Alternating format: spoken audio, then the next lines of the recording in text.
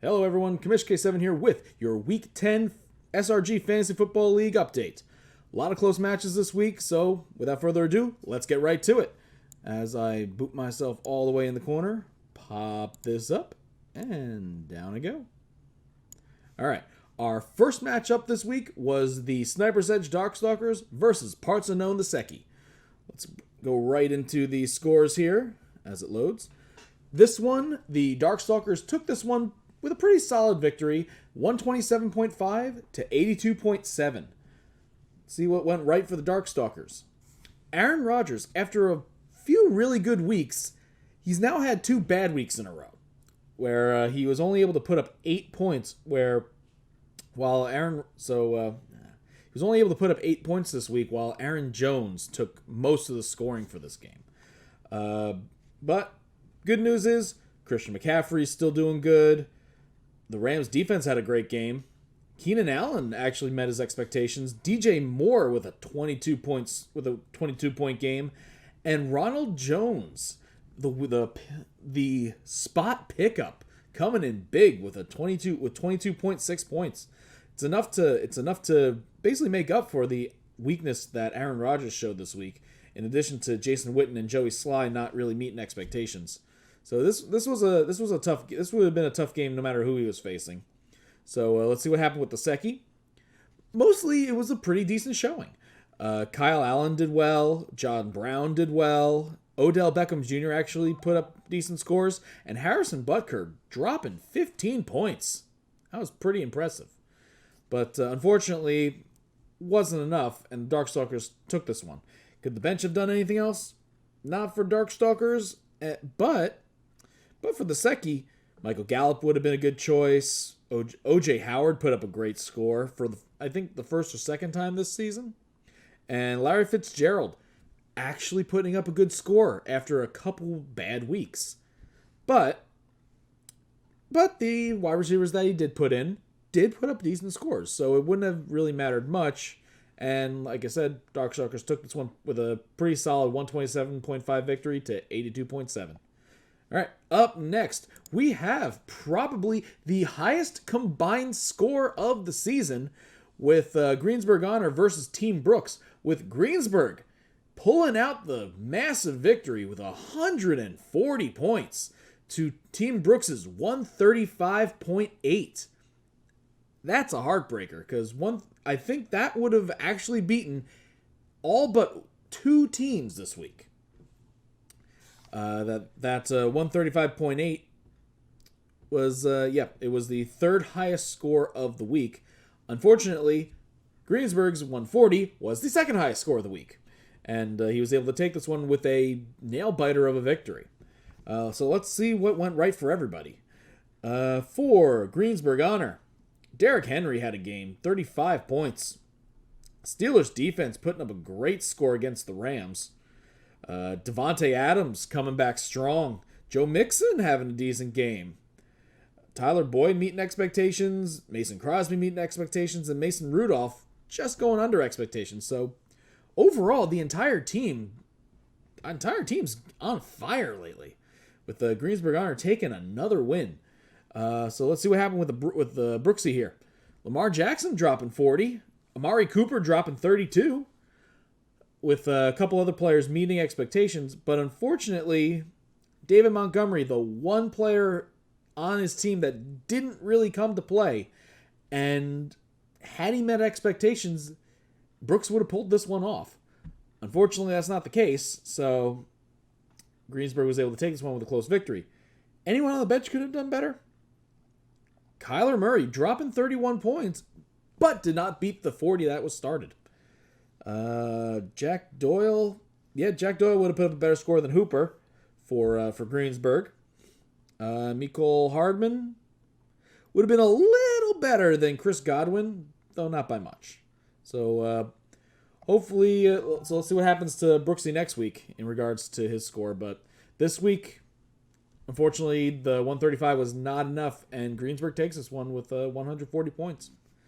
Up next, we have Thielen Chubby versus the Columbus Rebels, with Thielen Chubby taking this one 101.8 to 57.4. It was a bad luck for the Rebels this week, and you'll see why in a moment. But let's take a look at what happened to Thielen. Kirk Cousins did well. Robert Woods did well. Garrett Everett, the Los Angeles Rams tight end, continuing to have a very good season. So they led the way for Thielen Chubby. Let's see what happened to the Rebels. Seahawks defense came to play, along with DK Metcalf. So he got 29 points on Monday night. Not too bad. Unfortunately, the rest of the team, not so much. And the thing that hurts the most is his bench put up a good amount of points. He had Mitchell Trubisky actually having a decent game, dropping 20 points. Jarvis Landry having a good game, 24.7. Golden Tate, 24.5. I'm amazed that he wasn't started this week, but then again, would he start above Stefon Diggs and DK Metcalf? Probably not. May want to try to get some last-minute trades in. Let's see. Rashad Higgins, 7.7. Jets defense actually beating out the Seahawks this week. Taking out 19.5. And Marquise Brown with an 18-point performance. This is a lot of points left on the bench, unfortunately. While Darius Slayton would have been a better choice for Thielen Chubby, and Tariq Cohen would have been better than Coleman. But for the oh my god, I hate this thing. Sorry about that. Yeah. So, but had the Rebels put in all the bench players, you probably would have had a much close. It would have definitely been a much closer game. But unfortunately, Thielen Chubby probably would have taken this one regardless. And he took this one 101.8 to 57.4. Up next, we have the Moneymaker Dollar Boys versus the Big Guys Gunners, with the Dollar Boys riding a massive winning streak, with the Gunners trying to pull themselves back into it. And unfortunately, with how the Dollar Boys have been playing, even a 0 from their starting quarterback, even with that, his team still put up the highest score of the week. Wow, that's impressive. He was a late scratch, the Matthew Stafford, but Moneymaker takes this one 141.7 to 85.6. So let's just take a look and see what happened with this team. Dalvin Cook 31 points, Michael Thomas 30 points, Kyle Rudolph. Amazingly enough, he's actually part of the offense now, and it only took 10 games in the season. And he put up a 19.4. It's always frustrating to see players that you drop for being absolutely atrocious then completely come back in the second half of the season and ends up making the first place team even better. Frustrating, but by the way, Ravens defense also 24 points against Cincinnati, the anemic Cincinnati defense. So that was a good waiver pickup for him. And can anyone beat these guys? Who knows? But let's see what happened with the Big Guys Gunners here. Drew Brees, not so good. Alvin Kamara didn't meet expectations. Mark Andrews had a fantastic performance, dropping 23. Le'Veon Bell, 16. And the aforementioned Kamara putting up 15. Those are your top 3 for the Gunners. Unfortunately, the rest of the team, still 85.6 is a decent score. Unfortunately, when you're against the top scorer of the week, not much you can do about that. See what happened on the bench. He pretty much played his best lineup. Well, the Gunners could have gotten a better score if he started Matt Ryan. He could have gotten a boost if he started Robinson over Lockett. And J.D. McKissick, the now starting running back for the Detroit Lions, would not have been better than his starting running backs. So, all things said, Moneymakers were taking this one no matter what happened this week, and he still remains in first place. Up next, we have Shaggy Sharks versus Erie Cucaracha Roach. The Sharks taking this one 87.3 to 61. See what went right? As I mentioned before when I was talking about Aaron Rodgers, Aaron Jones did a crap ton of scoring this week with 27.3 points. Travis Kelce, great score with 20.5. Marvin Jones Jr., 12.7. 3 really good scores. Unfortunately, the rest of the team didn't really show up to play. But turns out that was enough with the Roach getting a great start from the 49ers defense, putting in a late effort to try to make something out of the game, but not enough. Jameis Winston, 17.3. And the rest of the team, Tyler Eifert finally broke double digits for this in the season for a week. He with 10 points. Unfortunately, minus 0.2 by Giovanni Bernard, 1.5 by Gallman, 6.6 by Tate, 1.3 by Erickson. It was a rough week for him, but as we can see, most of his team was on a bye this week, so this was a tough week for him, no matter what you were gonna do. So anyone on the bench? Dak Prescott, 31 points on the bench instead of Jimmy G. So Jimmy G, Garoppolo with only 7. That 31.9 would have been nice to have, but moot point nonetheless. Kareem Hunt, 14.5. Russell Wilson, decent score. No, not good enough to start. But Peyton Barber would have been a nice player to start. He might want to start playing Barber more because while he is in a committee, it's a committee that's used a lot. So I think he'd probably be putting up better points than at the very least Giovanni Bernard. But we shall see what happens next week for the Roach. And Shaggy Sharks take this one, 87.3 to 61. Up next, we have another high-scoring game with the Planet Hulk World Breakers looking to right the ship against the Grumpy Groupies. Unfortunately, the Groupies were the ones who righted their own ship with a nice 120.9 victory to 105. See what happened for the World Breakers. World Breakers, couple good scores here. Got 34 points for Tyreek Hill. Because Patrick Mahomes is back, Hill's value just went right back through the roof. Sammy Watkins, 10.1. That offense is going to be bouncing around a bit. Josh Jacobs, another good performance. And Baker Mayfield, 19.6. Not too bad. Let's see what happened with the Groupies. Almost 40 points by Christian Kirk. He had one hell of a week, and I think that is the highest individual score for a player this week. Melvin Gordon, he's definitely back into being a mainstay inside the main offense. And Josh Allen put up a good, nice 24.5. Let's see what happened on the bench. Patrick Mahomes, looking at the score, that may have been a difference maker. Yeah, that would have gotten him at least 15 points, which would have been enough to beat him. So Patrick Mahomes left on the bench, surprisingly. Marcus Robinson, not better than any of the starters. Everyone else, not better than the starters. For the Groupies, Deontay Johnson would have been a better pick than Josh Gordon. But Gordon's still learning the offense, so he'll probably get better over time. Samuels, nope. And keep that one on the bench. Yep. So either way, Groupies took this one 120.9 to 105. And our final match of the week, we have Metropolis Kryptonite versus Pretty Boy Snow. With the Kryptonite trying to get themselves back into the playoff hunt, and Pretty Boy Snow trying to hold his place as his division leader. And as you look at the score, Pretty Boy Snow continues his reign at the top with a 102.4 victory to 70.1. See what happened. Not too much happened for the Kryptonite this week, with Deebo Samuel putting up a good 20.2. And after that, we got Derek Carr with a 12, even though he didn't come close to expectations. And Will Lutz put up 10 points. Everyone else was in single digits. Pretty Boy Snow, though, Daniel Jones had a great game, 13.3, even though his team lost. Individually, he didn't do half bad. 15.7 by Galladay, and a 10.5 from the Colts defense, and 13 by Hunter Henry, and 14 by Matt Gay. So overall, that made up for the 0 brought to you by Cooper Kupp.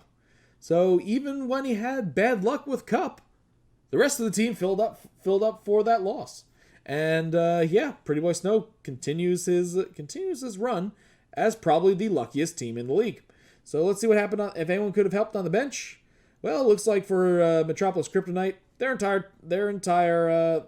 most of their team was on the bench this week because of a bye week. But could Juju have helped? Yep, he would have been a better choice than Zach Pascal. For Pretty Boy Snow, any of the wide receivers on the bench would have been a better choice that if they started. Even AJ Brown, 2.7. Cole Beasley, 11.4, better than a 0. Austin Eckler's 12.8 would have been a nice addition. And that's about it.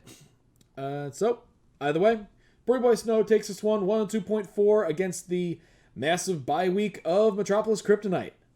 And that is all of our matchups for the week. Let's take a look at the current standings.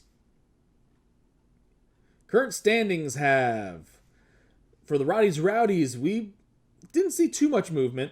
We saw Moneymaker Dollar Boys still in first place. Darkstalkers still fighting for first place, but currently in second. Feelin' Chubby now in third. Shaggy Sharks in fourth. Greensburg in fifth. Planet Hulk in sixth. And Metropolis Kryptonite currently in seventh. And for the Rude Brood, Pretty Boy Snow still in the lead. Followed by the Grumpy Groupies. Followed by Big Guys Gunners. Team Brooks, Erie Cucaracha Roach. Parts Unknown the Secchi, and Columbus Rebels. It looks like Snow may have solidified himself at least a playoff spot with that win. Being that he now has the only one who I believe can contest for the league lead spot is the Groupies. So between these two, one of these two is going to get the guaranteed playoff spot for the Rude Brood. Rest of the division needs to fight for an at-large spot. So we shall see how that goes. Currently, the leader in points for is, as we all know, Moneymaker Dollar Boys. And followed by Shaggy Sharks, holding on to second place. And Sniper's Edge in third. Currently, the bottom points would be Columbus Rebels, Erie Cucaracha Roach, and Parts Unknown, respectively. Points against, Pretty Boy Snow still leading the way with the lightest schedule. However, the Sniper's Edge Darkstalkers, after having a rough early half of the season in terms of points against, the points against him has tapered off a little bit. So he may have been things have been getting a little bit more luckier for him as the season goes on, and followed by Cucaracha Roach with a 988. And right now, Greensburg Honor is actually overtook Metropolis Kryptonite for points against. In terms of having the hardest schedule, Greensburg Honor. And even with that hardest schedule, he's been pulling himself back into the playoff hunt. Greensburg Honor currently with the most points against, followed by Kryptonite, followed by Big Guys Gunners.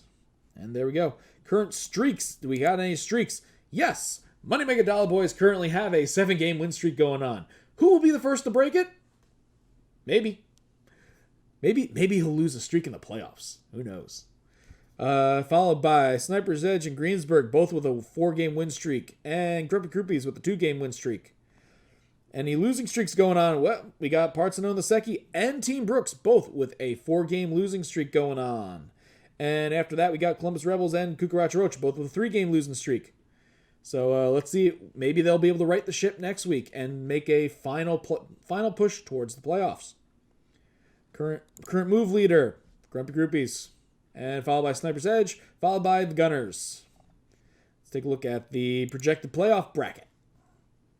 If the season ended today, Moneymaker Dollar Boys would have the number 1 seed, followed by Pretty Boy Snow in the number 2. Sniper's Edge taking number 3 against Greensburg Honor, who's number 6. And the final 2 spots are held by Feelin' Chubby and Shaggy Sharks, 4th and 5th respectively. Anything else I need to take a look at? Not really. Oh, right. Before I forget, let's take a look at the extremes for the week. The highest point total for the week is for the Moneymaker Dollar Boys with a 141.7. Who got second place would be Greensburg Honor with 140. And the closest matchup of the week is Greensburg Honor versus Team Brooks with a sub 5-point victory. Everyone else had at least a 10-point margin of victory. Our lowest score of the week goes to, looks like it goes to the Columbus Rebels, unfortunately dropping 57.4, followed by Erie Cucaracha Roach, only able to put up 61 this week. Yeah, and who got the highest point total individually this week? That actually was not Christian Kirk. It was Lamar Jackson, who put up a 40.4. He's been having a fantastic season. Each week putting up good points. Followed by Christian Kirk with 39.8. And I believe third was actually Tyreek Hill. 34 points. Not too bad. And, yep, so that's it for that. And so let's take a look at next week, our matchups. Well, we have Team Brooks trying to right the ship against the Sniper's Edge Darkstalkers in what amounts to be a very close game. We also have Parts Unknown the Secchi versus Thiel and Chubby. We got Money Make a Dollar Boys against the Columbus Rebels. We have Shaggy Sharks versus Big Guys Gunners. Planet Hulk World Breakers versus the Erie Cucaracha Roach. Grumpy Groupies versus Metropolis Kryptonite. And Pretty Boy Snow versus Greensburg Honor. Will the Honor be able to upset the Snow? Will the Rebels pull off another fantastic upset and take out Money Make a Dollar Boys? Because from what I remember, their first win of the season came against an undefeated team. So pretty good. Decent chance. Make the right moves. If you gotta make a trade, do so. Push yourself into that playoff hunt. You got, I believe, including this week, 3 weeks left. So, yeah, let's take a look at the current game lines. Right now, we got Darkstalkers with a minus 7.3 over Brooks. We got Thiel and Chubby minus 3.8 against the Secchi. Moneymakers minus 46.1 against the Rebels. Shaggy Sharks, Big Guy Gunner minus 40 against the Sharks. So I believe Rebels and Sharks have not set their lineups yet, so they got time. World Breakers minus 31.6 over Roach. Grumpy Groupies currently with the slimmest margin right now with a 1.7 over Metropolis Kryptonite. And our final line is Pretty Boy Snow minus 37.3 over the Greensburg Honor. And while I think of it, let's take a look at the standings at the moment. There are 3 weeks left in the season. Has anyone secured themselves a playoff spot? Well, let's see. Our current cutoff would be a 6-4 for Greensburg Honor. So they would need to somehow pull themselves up past that. So in the worst case scenario, Money Make a Dollar Boys would be 8-5. That does leave the door open for, say, Planet Hulk to pull themselves in and knock out Dollar Boys. So no playoff spots have been decided yet. But if the Dollar Boys or Darkstalkers win this week, they have at least guaranteed themselves a playoff spot. And as I said before, no one's been eliminated yet. Is very, very, very, very, very close, though. Actually, come to think of it, Greensburg Honor with a 6-4 is our final playoff spot. Parts Unknown the Secchi, 3. Needs 3 wins to win out to have the chance. That would put him at 5-8. I do believe the Secchi and the Rebels have been officially eliminated from playoff contention. However, Roach, Brooks, Gunners, Kryptonite, Planet Hulk, they are all still in the hunt. So, winding it down. So, we shall see what happens this week. Like I said, it looks like the Rebels and the Secchi have both been officially eliminated from the playoffs. Because, like I said, 3 weeks left in the season. Greensburg is at 6-4, and they currently hold our Greensburg and Groupies both hold our final playoff spots. And with 6-4 records, the teams need to at least match that. The only ones who could still match that would be the Gunners, Brooks, and Roach. Though if any of them lose this week, or both the Groupies and Groupies, Honor, and Shaggy win, that would decide it. At least knock them out. So we are currently checking the list down. And yeah, we will see how it goes. For those still in the playoff hunt, good luck. But like I said, Dollar Boys and Darkstalkers, either of them win, they secure themselves a playoff spot. I believe Thiel and Chubby will secure themselves a playoff spot if they win, and I believe if two of these, either the Gunners, Brooks, or Roach, if any two of the three lose, they would secure a spot for themselves. So everyone else, still a good hunt. Same thing with Snow, by the way. You have Snow and Thielen both win, and Gunners, Brooks, and Roach all lose, that'll secure them a playoff spot. Till then, she'll see what happens.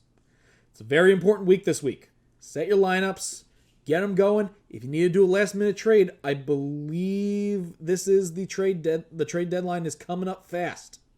So I believe it may be, I think it's actually next week. That's the final trade deadline. I made it late in the season for a reason. This is the reason. Get yourself a playoff spot. Make your moves.